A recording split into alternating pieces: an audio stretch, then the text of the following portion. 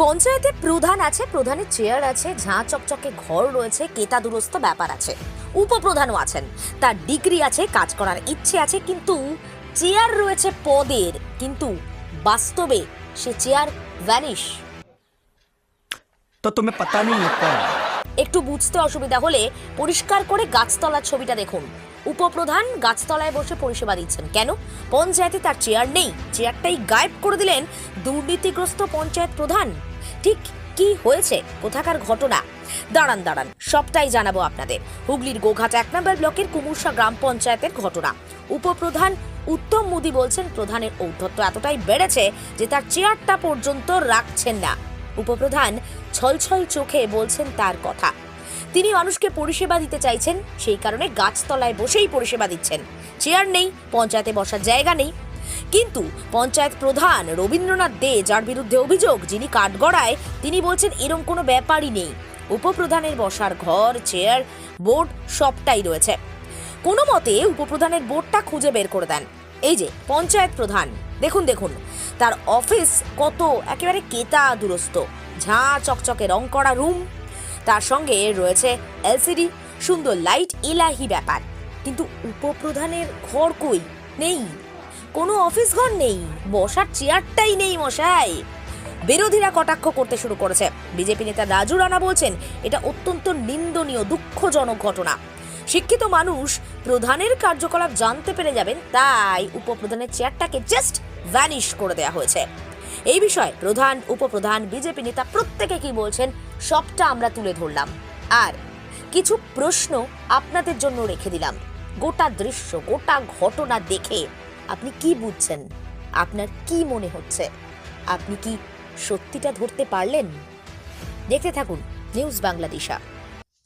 পঞ্চায়েতে দেখুন, উপপ্রধানের আমি আজকে উপপ্রধানের প্রধান 5 বছর ছিলাম।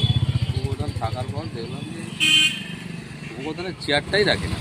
আমি অনেকবার এই জন্য ভিডিওকে মানে মৌখিকভাবে জানিয়েছি যে একবার বসুন, আমাদের দিয়ে বসুন।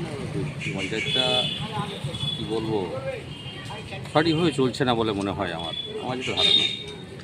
বলার পরে আজ যাবো কাল যাবো করে ভিডিও কোনো রকম রেসপন্স করে না, বা কোনো রকম কোনো কর্ণপাত করে না। চেয়ারই রাখে না? হ্যাঁ, চেয়ারই রাখে? চেয়ার কোনো নেই।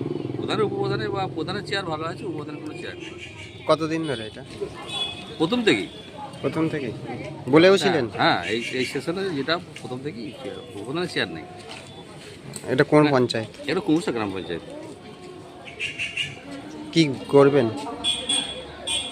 কোথায় জানাবেন? তা জানি, আমার তো কাছাকাছি বলতে ভিডিওকে তাহলে তাহলে কোথায়? চেয়ার কি এখন গাছতলায় আপনার? সেই যখন যাই, মানে চেয়ার নাই বলে আমি বেশিরভাগ আর পঞ্চায়েতে যাইনি। মানুষের পরিষেবা দেওয়ার জন্য যেতাম, ওই গাছতলায় ফাছতলায় যেখানে দাঁড়িয়ে মানুষের পরিষেবাটা এখনও দিই। সেই রকম মানুষ এখনও আমাকে বলে যে আপনি যে ছিলেন তখন অনেক পরিষেবা পেয়েছি। আমি দেখুন সেটা দল ভাববে, আমি বলবো। এটা অত্যন্ত নিন্দনীয় এবং দুঃখজনক ব্যাপার। কারণ পঞ্চায়েতের যিনি উপপ্রধান, তিনি একজন শিক্ষিত মানুষ। পাছে ভাগবাটোয়ারা নিয়ে ওনাদের মধ্যে নিজেদের অন্তর্দ্বন্দ্ব হেলনের জন্যই প্রধান সাহেব ওনার চেয়ারটাই রাখছেন না।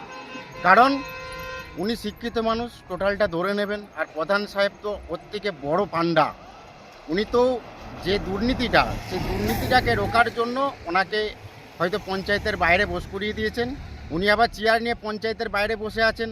উনি মানুষকে পরিষেবা দিচ্ছেন না, কাটমানি তুলছেন, সেটাও একটা দেখার বিষয়। তবে এহেন ব্যাপার, এই যে বর্তমান শাসক দল তৃণমূল কংগ্রেসের যে নাটক, পুরোটাই ভাগবাটোয়ারা নিয়ে।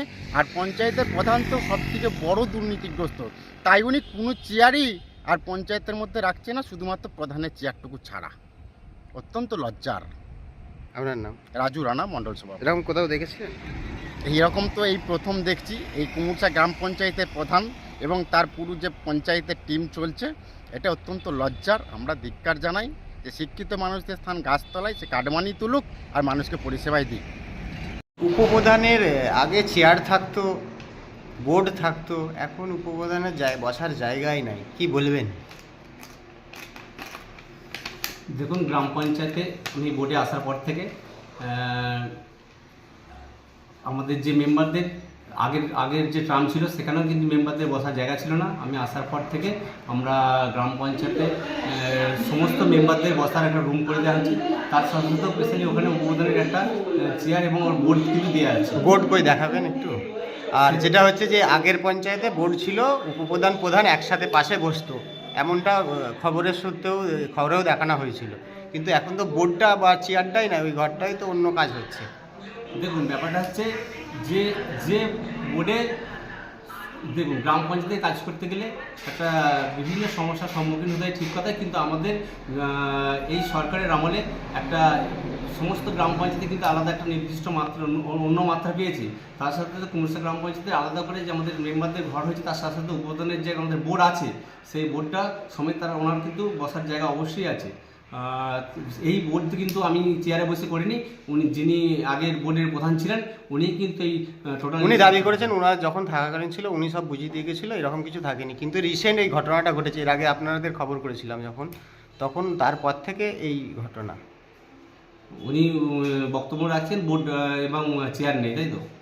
চেয়ার নাই, বোর্ড নাই, ওনার বসার জায়গা অবশ্যই ওনার বোর্ড আছে, অবশ্যই উনি ওনার নির্দিষ্ট চেয়ারে এবং সম্মানের সহিত আছেন। আপনি প্রধান। আরামবাগ মতিলাল টেলিশপ ও স্যামসাং সার্ভিস সেন্টার, অনলাইন বা যে কোনো দোকানের থেকে সস্তা। আপনাদের সকলের প্রিয় মতিলাল মোবাইল, তাই আজই আসুন। পুরানো মোবাইল সারানোর চেয়ে বেশি দামে এক্সচেঞ্জ, 0% ইন্টারেস্টে, 0 ডাউন পেমেন্ট, 0 কস্টে মোবাইল ফাইন্যান্সের সুবিধা। আমাদের ঠিকানা পুরাতন বাজার, আরামবাগ হেডপোস্ট অফিসের বিপরীতে, আরামবাগ, হুগলি। আমাদের যোগাযোগ নাম্বার 7001304430।